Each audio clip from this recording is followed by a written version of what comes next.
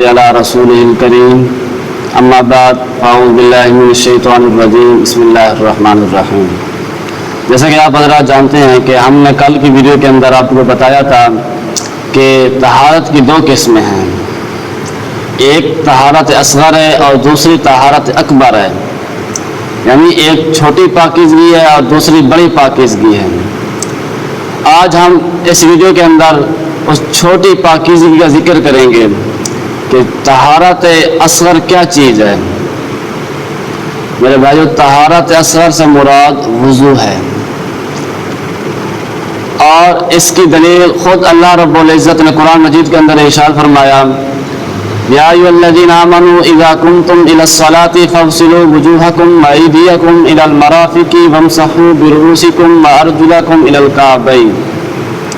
یعنی اللہ رب العزت نے قرآن مجید کے اندر ارشاد فرمایا، اے ایمان والو، جب تم نماز کے لیے کھڑے ہو جاؤ تو اپنے چہرے کو دھو، فاغسلوا وجوہکم، ان الفاظ کے ساتھ اللہ نے بتایا کہ اپنے چہرے کو دھونا ہے، وایدیکم الی المرافق، اور اپنے ہاتھوں کو دھونا، وامسحوا برؤوسکم، اور اپنے سر کا مسح کرنا، وارجلکم الی الکعبین، اور اپنے پاؤں کو ٹخنوں تک دھونا، ٹخنوں سمیت دھونا۔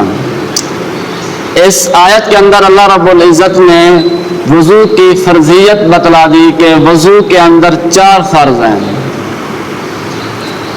اسی طرح آپ علیہ الصلوۃ والسلام نے حدیث کے اندر بیان فرمایا کہ وضو کے 4 فرض ہیں، اگر ان میں سے کوئی ایک ٹوٹ جائے، کوئی ایک چھوٹ جائے، یا آپ کا کوئی عضو خشک رہ جائے، اس سے بھی آپ کا وضو نہیں ہوگا، آپ کو دوبارہ وضو کرنا پڑے گا۔ آپ علیہ الصلوۃ والسلام نے ارشاد فرمایا کہ جس شخص نے صحیح معنوں میں وضو نہیں کیا، یعنی اس کی کوئی جگہ خشک رہ گئی، تو آپ علیہ الصلوۃ والسلام نے فرمایا کہ اس کی نماز ادا نہیں ہوگی۔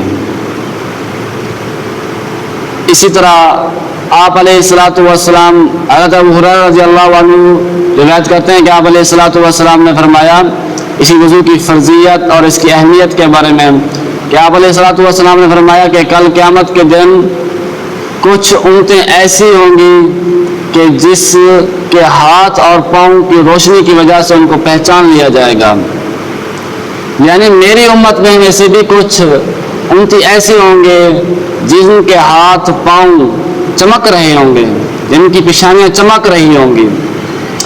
آپ نے فرمایا وہ وضو اس طرح اچھی اور اخلاص کے ساتھ کر رہے ہوں گے کہ اللہ رب العزت کل قیامت کے دن ان اعضاء کو ایک روشنی دیں گے، جس سے باقی امت اور باقی تمام لوگ دیکھیں گے کہ کتنی پاکیزگی اور کتنے عمدہ اخلاق کے ساتھ اور اخلاص کے ساتھ یہ وضو کیا کرتے تھے، اور وضو کے ساتھ اللہ کی عبادت کیا کرتے تھے۔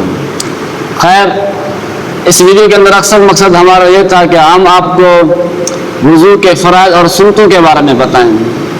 میں نے پہلے بھی عرض کر دیا کہ وضو کے 4 فرائض ہیں۔ نمبر 1، اپنے چہرے کو دھونا،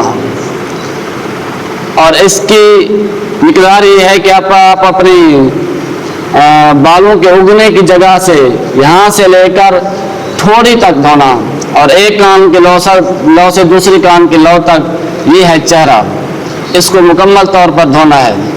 اگر آپ کی داڑھی مبارک ہے تو داڑھی مبارک کے اندر آپ اپنے ہاتھ میں پانی لے کر داڑھی مبارک میں بھی پھیریں گے، اس طرح ڈالیں گے۔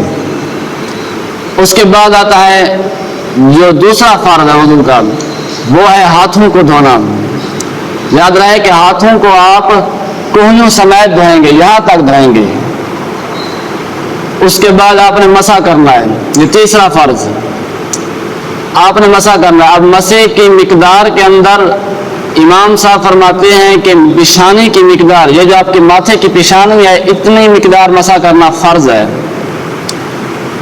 آپ اتنی مقدار سر کے پیچھے سے مسح کریں، دائیں سے کریں، بائیں سے کریں، جہاں سے بھی کریں، پیشانی کی مقدار آپ نے مسح کرنا ہے۔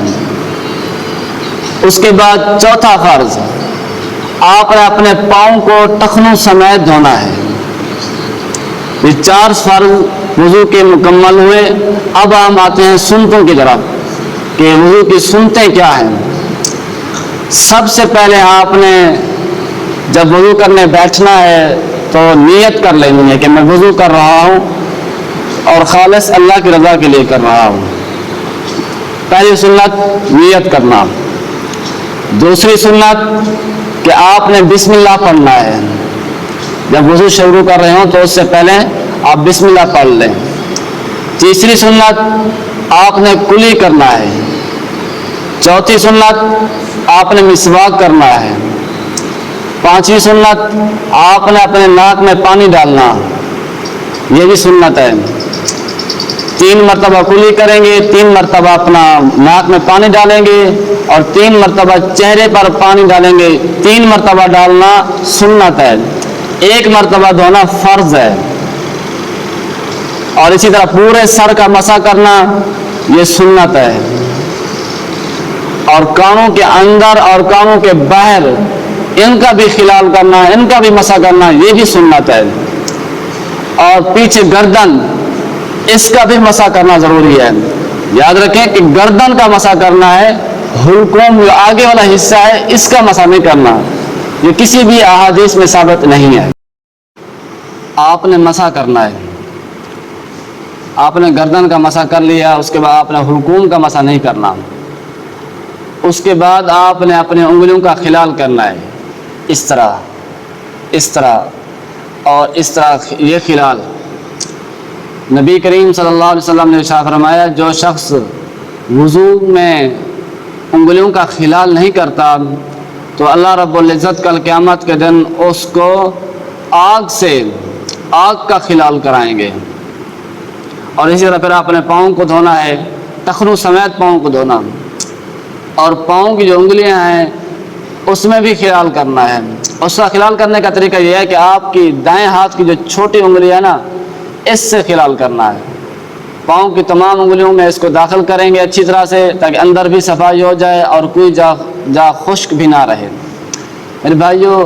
اور اس کے بعد آپ نے دعا پڑھنی ہے، اشہد ان لا الہ الا اللہ وحدہ لا شریک لہ واشہد ان محمدا عبدہ ورسولہ.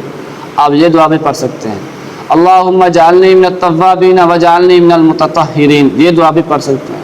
یعنی مختلف احادیث میں مختلف دعاؤں کا بیان ہے. دعا اللہ رب العزت سے کہ اللہ رب العزت ہم سب کو بھی صحیح مانے اور احادیث میں جس طرح رسول اللہ صلی اللہ علیہ وسلم نے وضو کیا ہم کو بھی اسی طرح وضو کرنے کی توفیق عطا فرمائے.